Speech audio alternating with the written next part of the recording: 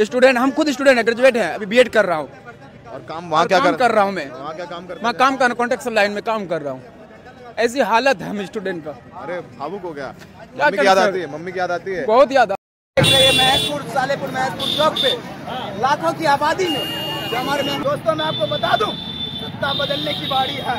आप अगर चाहें तो कुछ भी हो सकता। आने वाली जो दूसरा चरण वोट होगी 11 तारीख, आपके पक्ष में वो कीजिए जो आपके बच्चों के लिए सही हो, नौजवानों के लिए सही हो।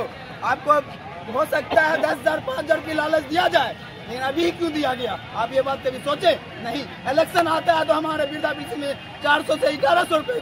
तो आज यहाँ पे लगभग 10,000 से ज्यादा आबादी आए हुए हैं जो हमारे नेता प्रत्याशी राजस्थान से आ रहे हैं, सचिन पायलट, और उनसे सारे लोग एक साथ आके मिलने के लिए आए। लेकिन सबसे बड़ी बात है कि रोजगारी जो हमारे बिहार को लूटा जाता है, वह बाहर से आते हैं, वो जीत के चले जाते हैं, लेकिन हमारे बिहार के लिए कुछ नहीं करता। ये सबसे बड़ी दुख की बात।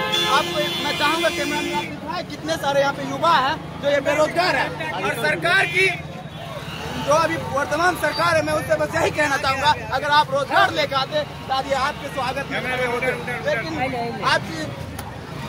आपने जो बिहारियों का मजदूरियों का फायदा उठाया, आपने हमारा वोट लिया, लेकिन हमने रोजगार नहीं दिया। तो ये सारे नौजवान को आपने डंडे से मारा पर रोजगार नहीं दिया। आप देखें कि हमारे करीब आ चुके हैं, और जनाब मुखिया जी भी हमारे तशरीफ लाए हुए हैं और काफी करीब आए, और हमारे गाँव के सारे बड़े छोटे बुजुर्ग और अपने घर छोड़ के यहाँ पे इनके स्वागत में आए हैं। सबसे बड़ी बात यह है, हमें रोजगार नहीं है। हम बिहारियों को रोजगार कैसे मिलेगा? इसके लिए बदलाव जरूरी है। आखिर बदलाव होगा कैसे? इसके लिए सत्ता तो बदलना होगा आपको। जब तक आप सत्ता नहीं बदलिएगा, रोजगार नहीं मिलेगा। हो सकता है आपको घंटा फिर से मिलेगा, सत्ता नहीं बदलिएगा। और नहीं तो पटना के गांधी मैदान में आपको बुला लिया जाएगा, और आप जब रोजगार की बात करिएगा तो अपने पुलिस प्रशासन को आगे करके आपको डंडे से मार के खदेड़ के भगा दिया जाएगा। आप अगर वाटर टैंक डालेगा, सबसे बड़ी तकलीफ की बात होगी। लोग आ चुके हैं, जिनका चुनाव चिन्ह है हजारों की आबादी में आए हैं। वहाँ की रोजगार की बात करते हैं। हम सत्ता में उसे लाने जो हमारे रोजगार की बात है, ना कि हम उसको लाए जो हमें डंडा मार के खदेड़ के जाति और धर्म पे किया जाए। ऐसे लोग से आपको दूर रहना होगा। लेकिन अपने हाथ का ताकत को दिखाना होगा और सत्ता को बदलना होगा। अगर आप चाहते हैं कि हमारी माँ बहनों को प्रदेश में जाके महागठबंधन जिंदाबाद, मल्लिकार्जुन खड़गे जिंदाबाद, सोनिया गांधी जिंदाबाद, प्रियंका गांधी जिंदाबाद, राहुल गांधी जिंदाबाद, लालू राबड़ी जिंदाबाद।